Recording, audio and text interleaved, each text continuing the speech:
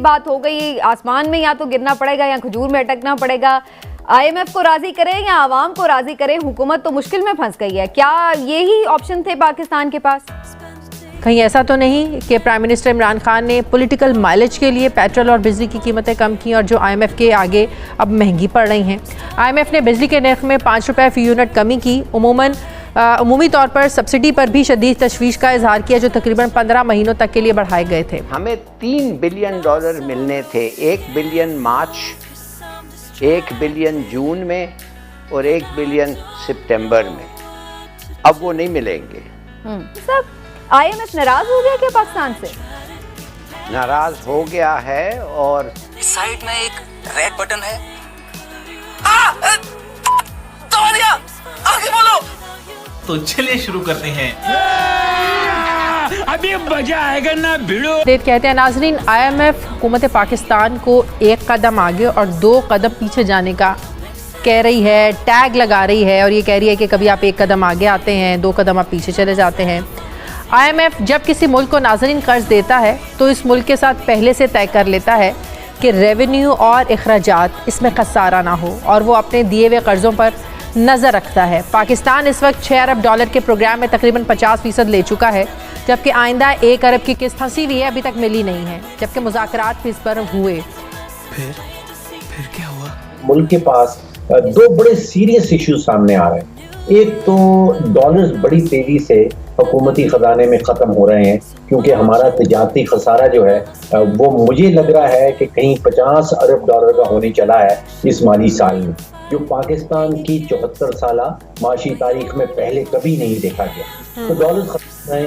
और दूसरा बड़ा सीरियस इशू जो सामने आने वाला है, अगले चंद हफ्तों में नजर आने लगेगा कि जो ऐलानात वज़ीर आज़म साहब ने किए हैं पेट्रोल और डीजल के हवाले से, उनके नतीजे में पेट्रोल और डीजल में कहीं बड़ी किल्लत, बहुत ही शॉर्टेज पैदा हो जाएगी मुल्क के अंदर। तो वही बात हो गई, आसमान में या तो गिरना पड़ेगा या खजूर में अटकना पड़ेगा।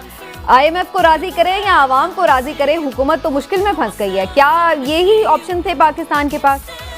नहीं। गजब बेइज्जती है। आप बिल्कुल ठीक कह रही हैं, बड़ी मुश्किल में फंस गई है हुकूमत। यहाँ पे मुझे महसूस ऐसे हो रहा है कि इमरान खान साहब, हमारे वज़ीर आज़म साहब जो हैं, वो सियासी बका की जंग लड़ रहे हैं, लेकिन उसमें उन्होंने जो माशी हथियार हैं उनका इस्तेमाल शुरू कर दिया है। अब इसका जो नुस्खा बन रहा है, जो 3 बातें अभी हिलाली साहब ने की हैं, बिजली का, पेट्रोल के हवाले से जो नुस्खा बनेगा अगले 4 महीने का, वो मेरे तखमीने के मुताबिक तकरीबन 350 अरब रुपए का नुस्खा है और उसकी बजट में एलोकेशन नहीं है और हुकूमत भी जानती है, ये वज़ीर आज़म साहब भी जानते हैं। तो यहाँ पे शायद सियासी मजबूरियों के तहत ये 10 रुपये छूट जो है पेट्रोल में और 5 रुपये छूट जो है वो बिजली में, उसका ऐलान तो कर दिया गया है, लेकिन ये जिसको कहते हैं ये सस्टेनेबल नहीं है। देखिए, एक तो बात ये है कि वज़ारत ख़ज़ाना हुकूमत पाकिस्तान को वादे ऐसे नहीं करने चाहिए आलमी इदारों के साथ जो वो पूरे नहीं कर सकते। अब एक पैटर्न सा बन रहा है। अगर आपको याद हो कि फरवरी 2021 में हमने वादे किए थे, उस वक्त हमारे वज़ीर ख़ज़ाना साहब डॉक्टर हफीज़ शेख साहब थे। फिर हमने $500 मिलियन की किस्त वसूल कर ली। अप्रैल में एक नए वज़ीर ख़ज़ाना आए और उन्होंने कहा कि मेरे पास जादू की छड़ी है और मैं कोई वादे जो किए हैं IMF से वो पूरे नहीं करेंगे हम। तो IMF क्या सोचता है कि वादे किए जाते हैं, $500 मिलियन की किस्त वसूल कर ली जाती है और फिर वादों से हुकूमत पाकिस्तान, वज़ारत ख़ज़ाना जो है वो पीछे हट जाती है।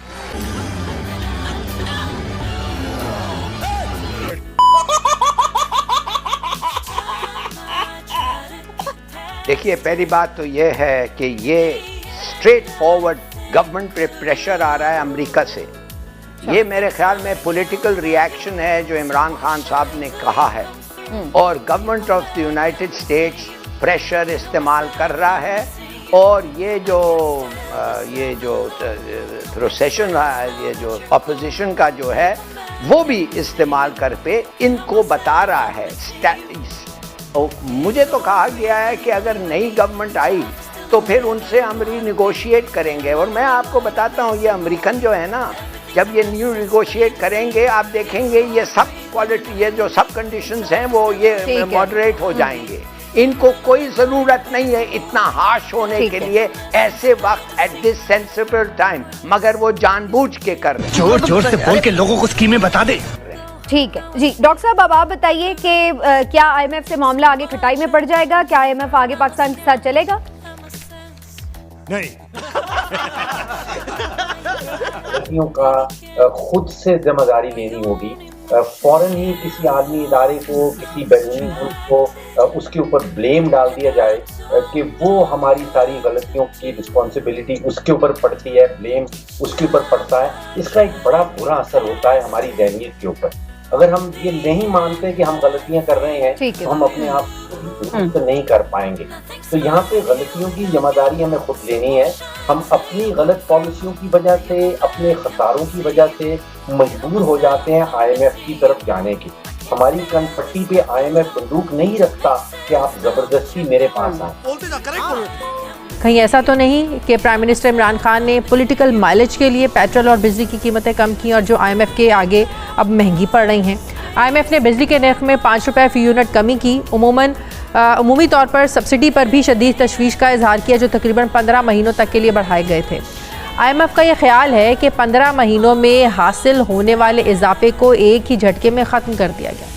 नाजरीन, आईएमएफ सिर्फ कर्ज नहीं देता बल्कि उसका क्लियरेंस सर्टिफिकेट कर्ज से भी ज़्यादा ज़रूरी है, क्योंकि दूसरे बैन अल-अक़वामी इदारों से भी कर्ज उसी के ठप्पे के बाद ही, उस क्लियरेंस के बाद ही मिलता है। यानी ये कहना बिल्कुल गलत नहीं होगा कि पाकिस्तानी मईशत और इसकी पॉलिसीज़ पूरी तरह आईएमएफ के कंट्रोल में हैं। आईएमएफ नाराज हो गया क्या पाकिस्तान से? नाराज हो गया है और हमारे उनके साथ गुफ्तगू जो है वो सस्पेंड हो गया है। और ये गुफ्तगू अब सितंबर में शायद शुरू होगा, अगर हुआ तो इसका मतलब ये है कि ये बड़ा सीरियस डेवलपमेंट है। और मुझे किसी ने अभी बताया है, ज़ाहिर है अनऑफिशियल है, ऑफिशियली हमने नहीं अनाउंस किया है, मगर हमें $3 बिलियन मिलने थे। 1 बिलियन मार्च, 1 बिलियन जून में और 1 बिलियन सितंबर में। अब वो नहीं मिलेंगे तो रहने दो फिर। देखा आपने लापरवाही का नतीजा है।